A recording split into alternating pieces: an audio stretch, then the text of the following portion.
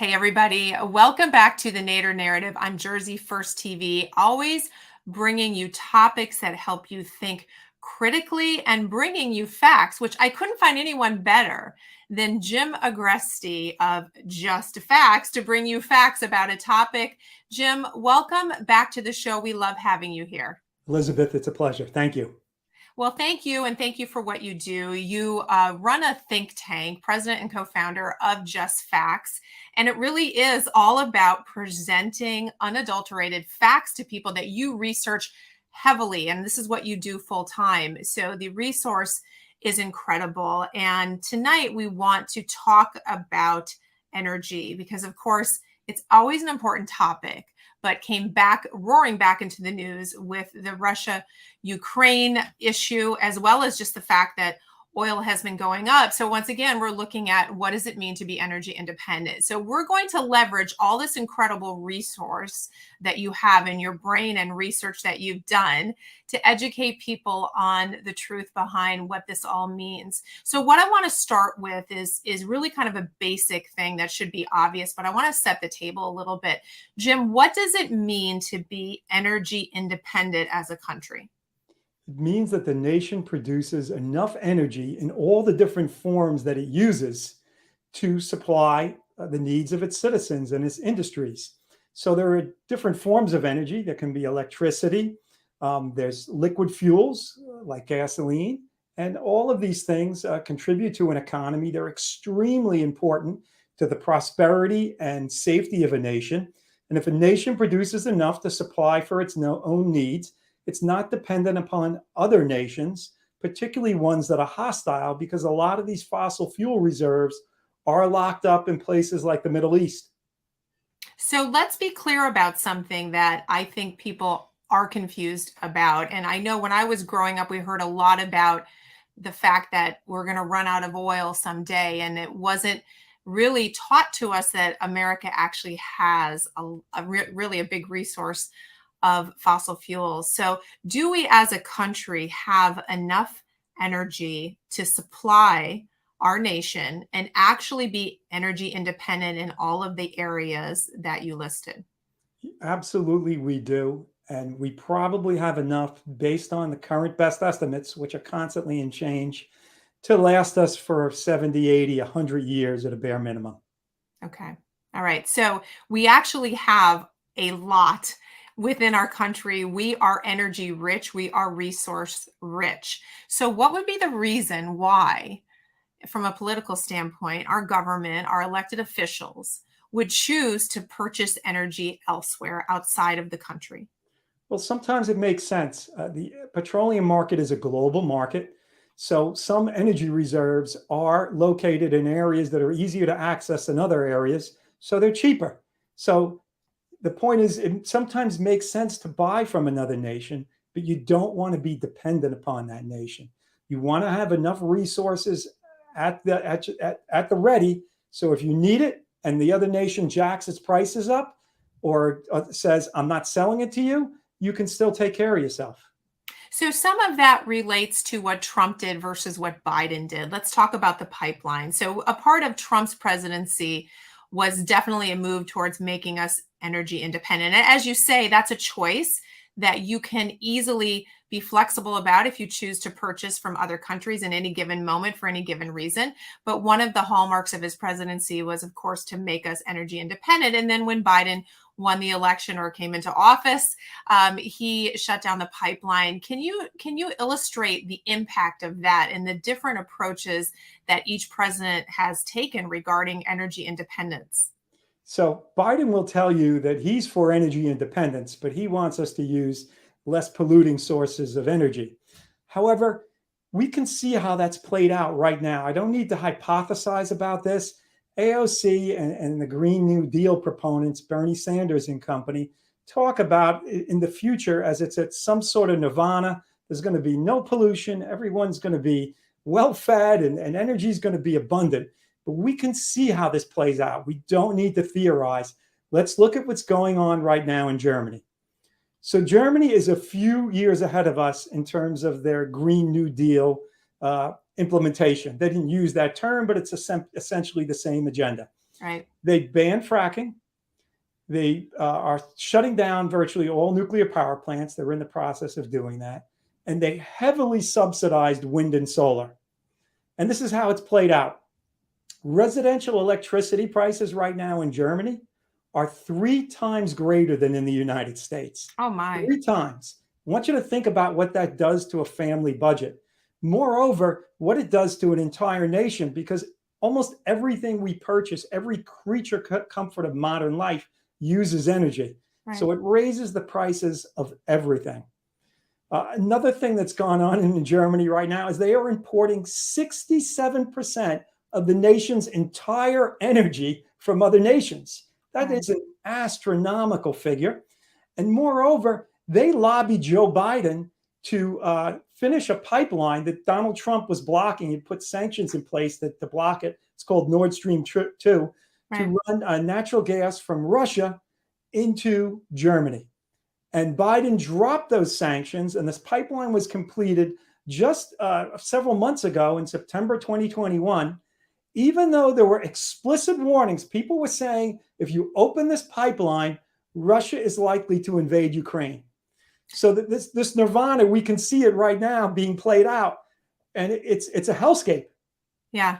Well, it's interesting this piece of it because people would say, well, what do you mean? So opening the pipeline, what does that have to do with Russia invading Ukraine? This comes down to money, right? To a large degree. I mean, you can't invade another country. You can't do it if you don't have the funds to do it. So the opening of that pipeline enriched Russia greatly. And that's a big part of their ability to do anything from the standpoint of being aggressive towards another country. So it played in greatly to their ability to actually invade Ukraine as they had threatened to do. Yes, and Germany was getting some fuel from Ukraine. So now that Russian fuel could replace it, that was another incentive for Germany to kind of sit idly by and let this go on. And they're still buying this fuel from Russia right now that's being used to create a war machine that is murdering, massacring, and raping people. And they're sitting there with their Green New Deal, and Yeah. they're doing nothing about it. They're dependent upon Russia. Their economy is dependent upon it. So they're hamstrung. And to make things worse, when Biden came into office, he shut down our pipeline. And so not only did that hurt so many people in terms of jobs, but that also hampered our ability to quickly use our own resources should we choose to be completely energy independent and the flexibility, as you say, to go back and forth. So what's behind that decision for him to do that? Well, again, it's this whole Green New Deal environmentalist agenda that says, hey, fossil fuels are bad and the wind and solar are good. And the problem with that is that fossil fuels have become extremely clean in recent years. If you look at automobile technology, electricity power plant generating technology, they are far, far cleaner than years ago. And the levels are down so great that criteria pollutants, which is what the EPA monitors on a national basis, have plummeted over the last several decades. So this whole idea that we're going to clean things up, it's not a necessary thing. It really isn't, because technology has done that. So the problem with wind and solar is they only work when the wind is blowing and the sun is shining. Yeah. So even if you build this, and we've subsidized it like crazy in this country, Yeah. not so much as Germany, but to give you an idea, for decades of really exorbitant subsidies for solar, it supplied 1.3% of all U.S. energy in 2020. Think about that. All the money poured into that, all that's gone on, and it's giving 1.3% of our energy. Right. Minimal. It's minimal for all the hype you hear about it. It isn't the panacea, nor is wind. And of course, that's a big issue here in New Jersey, on the shore and the plans to do that. And also, if you look behind the companies who are involved in installing, manufacturing these turbines, it's often not domestic, right? So it's more money going overseas.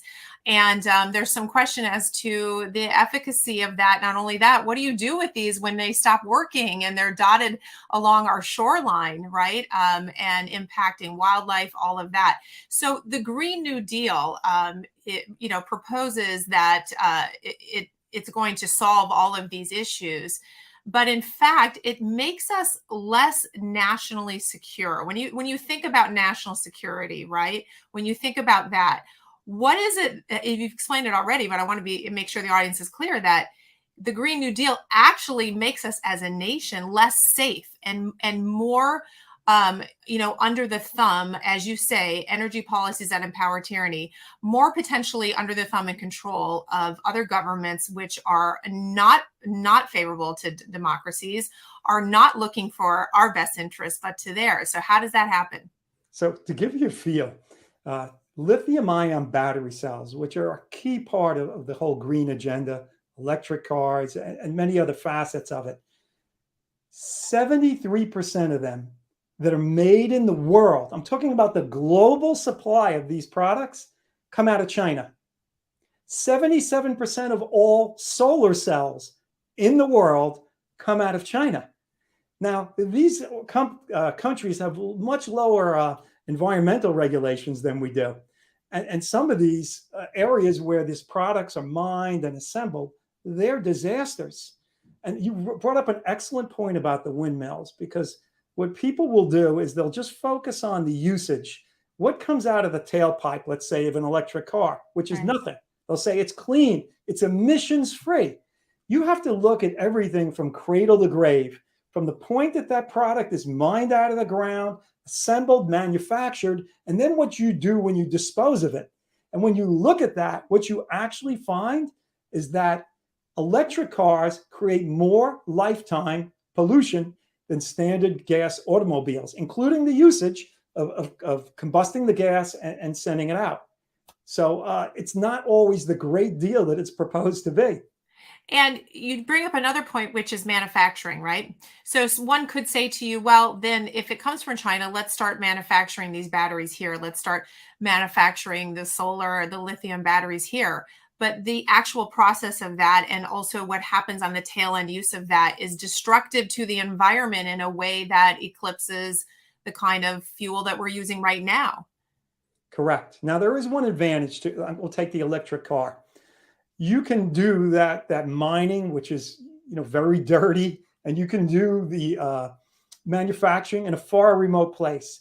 An electric car gives an advantage in that if you have a really crowded city, you're not focusing all that pollution in one area with a lot of people. So it's not to say it doesn't have benefits, but they're not nearly as great as people make them out to be. And again, there is this factor of cost. Right. If every dollar that goes into an electric car that's more expensive than a gas car is a dollar that doesn't go to educating children, putting clothes on your back, whatever it is you're going to do, this money you're taking from somewhere else. And the whole idea that somehow green energy is competitiveness, the facts on the ground in Germany put the lie to that. The facts on the ground in California put the lie to that. Yeah. Look at where they subsidize this and where they do this. The energy is far more expensive than where they don't. Right. Rolling blackouts, all kind of issues in California that we can point to. So let me ask you about nuclear energy. How did it get such a bad rap? Is it because of the accidents many years ago that people are afraid of it? Why is it not considered a clean resource? It is a clean resource, is it not? Or is it not an option? Where do we put nuclear in this entire puzzle? Yeah, that's a pretty multifaceted issue. But I think part of it is, you have a nuclear bomb. That's the world's first exposure really to nuclear energy. Right. And then you say, well, you're going to contain this and use it for good. And you have Chernobyl, and people get freaked out about it. And it's not green, right? It's radiation. Right. But the track record of it is unbelievably safe and clean. It is remarkably safe. Even when you looked at that one really bad case, you had the case in Japan with the tsunami several years back, but not one person died from nuclear radiation. Of that whole thing, not a single person has died. And nobody expects there to be an increase in cancers or anything from that. The problem with nuclear, however, well, there's a couple of them. One is it is generally expensive, at least relative to the price of natural gas right now, which was really, really low until very recently. And I think will come back down again due to fracking. Right. Fracking made us able to tap these reserves that previously we could not get to in a cost-effective manner. The other issue with nuclear is disposing of the nuclear waste. You have to put it somewhere when you're done with it. There was a whole argument about a site in Nevada. Trump opened it up. George W. Bush opened it up. Right. Obama stopped it. Trump opened it up. Biden put the kibosh on it. So it's a complete continual political football. What do you do with this waste? And the other thing with nuclear is once you spool it up, you can't move it up and down quickly in terms of the output. Natural gas is ideal for that because you can turn on the turbines when you need them, and you can turn them off when you don't need them. Nuclear, you spool them up and it produces what's called baseload capacity, and it has value. It's good, but it's not going to solve all of our problems. Like some people say, oh, just make more nuclear. It's a little more complex than that. Yeah, I figured it was, and it's amazing how much you know about this. Let's talk a little bit about fracking because again, we get our ideas often by the way the media spins everything, and you don't know really, you don't look under the covers, and you make assumptions based on what you hear. And so, fracking, that word alone, has been really blackened and said, "Oh, this is horrible. It's horrible for the environment." How has the side that is against fracking spun it, and what is the truth and the facts about fracking as it relates to the impact on the environment? So the big concern from the other side is that fracking is going to contaminate groundwater. So, for example, the fracking is done beneath the water table, but if you put a hole in the ground and then you frack the rock down low, the fear is some of that gas is going to migrate up, or oil, into the water reservoirs, and we're going to end up drinking gas and petroleum. Right. The way it's played out in the real world, and there is a ton of data on this, is it does not happen except in very rare cases where there is something done wrong, where there's an accident. And by the way, that happens with biofuels. Yeah. That happens with any industrial process. Once in a rare while, you will get a situation where somebody screws up, and you get some pollution. But it's been very, very minimal. Now, the anti-frackers will say, well, look at these examples of places where you frack. And there's a famous video out there from a documentary where somebody turns on their faucet and lights a match near it, and the thing blows up. Right. This is what they're not telling you. That situation pre-existed before they did fracking. The reason people frack in a certain area is there's reserves there. And some of those reserves will naturally migrate up. There's a history of this going back 2,000 years where people would, be able to light a pond on fire because there was gasoline under, petroleum under it. It normally seeps up, but there is no evidence fracking is systemically causing that because it's down way, way lower where the fracking is done beneath the water table. Okay. All right. Well, that's helpful to clear that up because it certainly has been given a bad name, right? You hear that and there's such a response to, oh, that's not good. And why is that not good? But natural gas is a great resource for us as a country. The other thing I wanted to bring up, which I found fascinating in your research, which I think people fail to remember, it's all about following the money often. And I think, with any subject that we look at, it's always helpful to follow the money. It's very revealing when you do that. And you looked at the money that's given to U.S. groups, large organizations that support the Green Deal or support what would be considered, clean renewable energy, solar, wind, all of that, and the Sierra Group and others. Where are you seeing a lot of the money coming from for these groups? Well, these are massive groups. They have tremendous fundraising arms and they have tremendous budgets. But there is a shell company in Bermuda that has given them, I'm trying to remember the exact figure. It's well over 10 million and maybe significantly more than that. From a shell company in Bermuda with deep ties to Vladimir Putin and Russian oil companies that are funding millions of dollars to US-based advocacy groups like the Sierra Club, the National Resources Defense Council. So Russia does not want us doing this. The Middle East countries don't want us doing this. China doesn't want us doing this. These are, for lack of a better term, our enemies. These countries are repressive regimes that have hated the United States and taken aggressive actions against us for years that want us to follow the same agenda as the American left in this country. And by the way, until very, very recently, the American left has been in bed with all of these people publicly. Right. Bernie Sanders went on his honeymoon to the Soviet Union. Constant, oh, let's not do missile defense, everything to appease. If you look at the actions of Obama, Biden, Clinton, they were all extremely conciliatory and even beneficial to these nations. Now, all of a sudden, they come out with this narrative, oh, Putin wanted Trump to beat Hillary Clinton. There's no basis for that. I'm sorry, but the few people who are saying that have not produced the evidence. And then the same crowd that's been caught red-handed, basically manufacturing falsehoods to this effect, faking FISA warrants, details in FISA warrants. So the left in this country and these nations have had a symbiotic relationship for years, and it still continues. That is such an important thing for people to understand. That's documented, that can be backed up with facts we could talk about all day long. And it's an incredible piece of the puzzle that I think it's an aha moment. And again, as I like to say, you guys got to think critically. This is what Jim does for a living constantly, and look at that and question that and wonder, why would our enemies want us, right, to not be energy independent, want us to push this Green New Deal? Think about that. Why would they want that?